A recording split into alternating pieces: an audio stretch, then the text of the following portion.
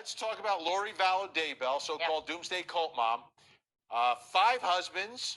Okay, we've talked a lot about her newest husband, Chad Daybell. We've talked about Charles Vallow, the husband before that, who was shot and killed by her brother. Let's talk about another one of her husbands, Joseph Ryan, who is also, unfortunately, no longer with us. You've been digging into that, Ashley. What have you found out here tonight? Lots more interesting stuff.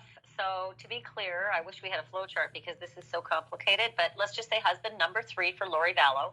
That's Joseph Anthony Ryan. He died on April 3rd of 2018. He has a sister who is very distressed about the circumstances, all of these circumstances of this story, and also about her brother's death, and fairly so as well. This is a picture of Annie Cushing and her brother, Joseph Ryan. They vacationed together. They got along really well. She got along really well with Lori Vallow.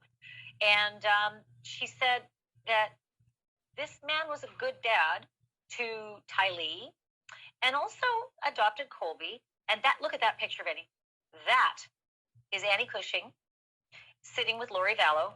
Lori Vallow has her hand on her tummy because she's pregnant with Tylee in that picture. And she said she was tender-hearted, fun-loving, beautiful woman who defined joie de vivre.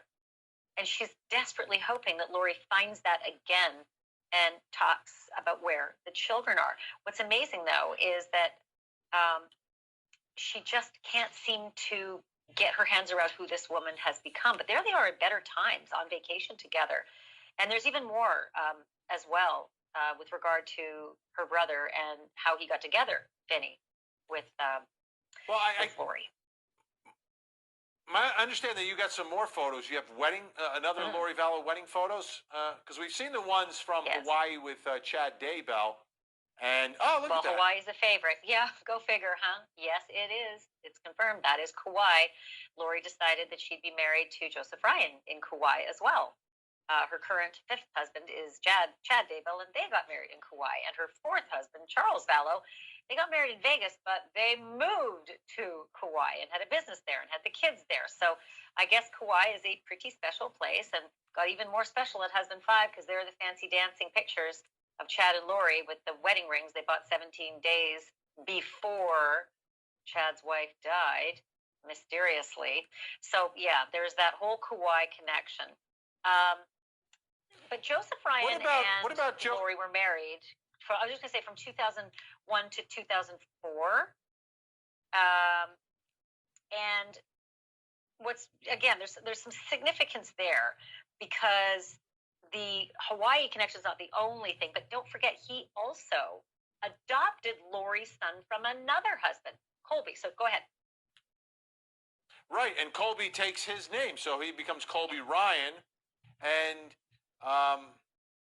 what was his relationship like with the children? Because I think that's an important part of this whole thing, because this story starts because we're looking for Tylee, so everything comes back to her and the kids involved here. But what was his relationship like with Tylee and with Colby?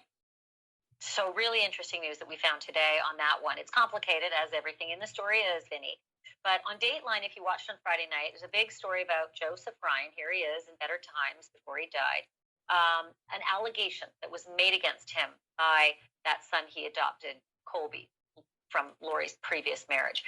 Colby said on Dateline that his stepfather, Joseph Ryan, had sexually molested him. And I spoke with his sister. I spoke with Joseph's sister, Annie, about that. And she told me some pretty interesting things. She told me that she's got court records from that bitter divorce that he had, the custody battle to gain custody of Tylee. That's little Tylee and big half-brother Colby in that picture. She said that they extensively investigated this allegation, Child and Family Services, 9 months worth of investigation in which Joe was not allowed to see his daughter, Tylee, and obviously not allowed to see Colby, and that they did not go ahead with the prosecution because of inconsistencies in Colby's story. Annie says that her brother Joseph submitted to a polygraph test and did everything he was supposed to, and that Tylee, the daughter, never made any similar accusations. So that was a super fascinating part of that allegation that we heard on Dateline on Friday night. So when Joseph Ryan passes away, What do we know about the circumstances surrounding that, and how about the reaction of Lori Vallow to the death of the father of two of her children? Right. This is big. This is really big. It's a mysterious death. Joseph Ryan, let's again follow the bouncing ball. He's husband number 3. Okay, before Charles Vallow, who died as well, and before Chad Daybell, who's alive right now. Right now, Joseph died in his apartment and was not discovered for a week. It was his neighbor who made the discovery and called in the police, and the police took his body and did what his sister calls a preliminary autopsy. And they had next of kin listed as Lori, his ex-wife. And they called and called, according to Annie, his sister. They didn't have Annie, his sister, as a next of kin, but they had Lori. And they called and called and called. And Annie told me that Lori said, they keep leaving me messages, but I don't care about Joe Ryan being dead. I didn't call them back. And then Lori also told Inside Edition the world would be a better place without Joe Ryan. Lori was very close with Annie, Joe's sister, right? This was her sister-in-law, and they were good friends. You saw the pictures of them together. They vacationed together. Lori did not even tell his sister that Joe was dead. Lori didn't even tell Joe's sister he was dead. She didn't even find out till the funeral home connected to another family member through mail a month or so later. Like, imagine that, how horrifying that is.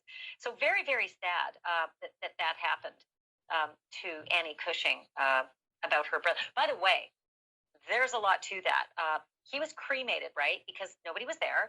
They didn't catch it. They didn't connect with a next of kin. And so he was cremated. And Annie, his sister, is very upset about the preliminary autopsy because it said that he was 5'11". And Annie told me, there's Annie with Lori. Annie told me he's not 5'11". He was 5'9". And the autopsy also said, Annie told me, that he was heavy set, that Joe Ryan was heavy set. And Annie said he wasn't heavy set, he was physically fit. These are her words. So obviously it just brings into so many questions. I think if you're watching this story, and a lot of our viewers watch every minute of it, it makes you think, well, then of course they're going to reinvestigate this death of Joe Ryan, husband number 3, right? His sister's there. She can tell you all sorts of stuff. There she is right there. She's a player. She's connected to the case. And they're not. Phoenix PD told Annie they're not. But the FBI, they are. The FBI interviewed Annie for 3 hours, she said, and the agent was fantastic, she said. Annie told me she was thrilled with this interview with the agent, and the agent's actually going to look into the life insurance issue when it comes to her brother's death and what Lori got. So just super fascinating stuff, and even more questions from our Facebook viewers, Vinny. Yeah. Well, the bottom line is, though, I mean, anyone at this point, where we are now, anyone that dies remotely related to Lori Vallow or Chad Daybell, it needs an investigation. It needs a second look at it. All right, what's on the mind of the viewers tonight?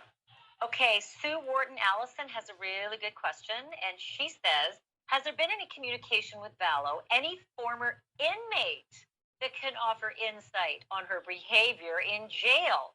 Has she suggested that the coronavirus in part is the end, or coronavirus is part of the end of the world, or end of the world cult's predictions?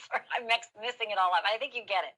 She wants to know about, former inmates who may have talked, and maybe whether Lori said anything about coronavirus being this big prediction for the end of the world. I think the inmate question is super interesting for someone like you, because you've covered so many stories where jailhouse snitches come into the picture. I don't like to call them snitches. I like to call them informants. Oh, do you? Because it helps their credibility in the courtroom. Because you're a prosecutor.